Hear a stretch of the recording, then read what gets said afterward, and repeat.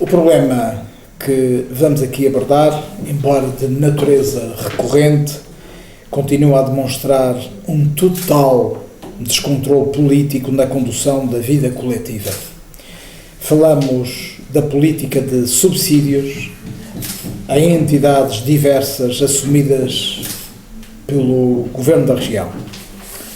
De 78,7 milhões de euros atribuídos em 2002, o Governo passou sucessivamente para 218, 334, 396, 423, 454 e 539 milhões de euros em 2008.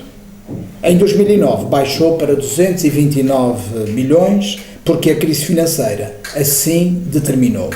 É caso para dizer, neste aspecto, bendita crise e oxalá sirva de exemplo. E assumimos esta expressão, bendita crise, porque consideramos que os dinheiros públicos devem atender a rigorosos critérios em função das prioridades potenciadoras de bem-estar da população. Apenas um exemplo. Fará algum sentido, em um momento de gravíssimas dificuldades, de escassez de dinheiro, de pobreza e de desemprego, o aumento da comparticipação de 44 para 48 milhões de euros em 2009, em contraponto com a educação, que passou de 38,9 milhões para 33,8 milhões de euros em 2009, afinal, pergunto, onde estão as prioridades? O Governo deveria assumir que o desporto pode ser a primeira das terceiras prioridades, mas nunca a prioridade primeira do desenvolvimento. Enquanto isto acontece, os avales disparam e baixa o apoio às instituições ligadas à Igreja Católica, muitas delas que matam a fome a muita gente. Porém, o apoio ao Jornal da Madeira, empresa privada para fins de propaganda do regime, esse apoio manteve-se num valor inalterado, 4,1 milhões, o que significa que dos impostos de todos os madeirenses são atribuídos ao Jornal da Madeira, empresa privada, 11 mil euros por dia. Em suma, em 2009, o Governo prejudicou a educação, sobretudo o ensino particular, prejudicou o sistema empresarial, prejudicou a assistência aos pobres e aos excluídos da região, mas continuou a utilizar a bandeira do desporto ao serviço da política e não ao serviço do desenvolvimento. É por tudo isto, porque o sistema de apoios não pode nem deve ficar ao critério de quem não tem critério. O Grupo Parlamentar do Partido Socialista na Madeira procedeu hoje à entrega de um projeto de resolução na Assembleia Legislativa da Madeira, através do qual, e de acordo com as sucessivas recomendações do Tribunal de Contas, visa chamar a atenção do Governo para as necessidades de um estabelecimento de criteriosas e exigentes regras de atuação compaginadas com os apoios que também são atribuídos pelas autarquias exatamente para as mesmas instituições. É nosso entendimento que os subsídios a fundo perdido devem ter contrapartidas, e essas têm de ser estipuladas e assumidas através de verdadeiros e de não fictícios contratos-programa de desenvolvimento. Sr. Jornalistas, poderei tecer mais algumas considerações a propósito deste quadro de subsídios, conforme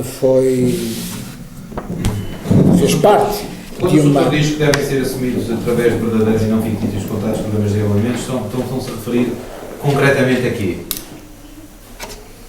Todos os contratos de programa devem ser assumidos através, ou melhor, todos os apoios que são atribuídos às diversas instituições têm de ser atribuídos através de contratos de programa. Nós acreditamos que os contratos de programa até sejam elaborados, só que depois não são fiscalizados. Isto é, entre o investimento e os resultados há uma diferença substancial. Nós não encontramos como resultado, os resultados não são nem de perto nem de longe proporcionais aos investimentos que são feitos. E nós entendemos que a política de apoios a estas entidades deve ser segura, deve ser rigorosa e deve ter critérios. E esses critérios, de facto, eles não existem. Nós olhamos na perspectiva do PS, quais é que deviam ser esses critérios? Há múltiplos. Para já, o estabelecimento de prioridades. E as prioridades são múltiplas, sobretudo no campo assistencial. A mim choca-me, e a todos nós, qualquer um de nós, que tem uma vida, enfim, com padrões razoáveis de subsistência, choca a qualquer um de nós termos a pobreza gritante que nós temos aqui na Madeira. Mais de 30% são pobres, o que significa à volta de cerca de 70 mil pessoas, e por outro lado termos um desporto com 40 milhões, o que significa que eu sou um homem do desporto, a minha formação inicial é nesse âmbito. Mas o desporto nunca foi, em país algum, a primeira prioridade do desenvolvimento.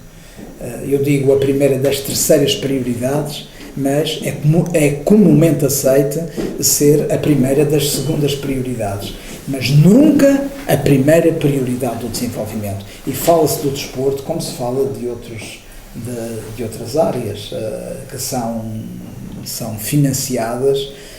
Basta ler o conjunto de entidades que aqui estão, que nós ficamos arrepiados porque é que A recebe esta importância, porque é que B recebe aquela. Não se percebe.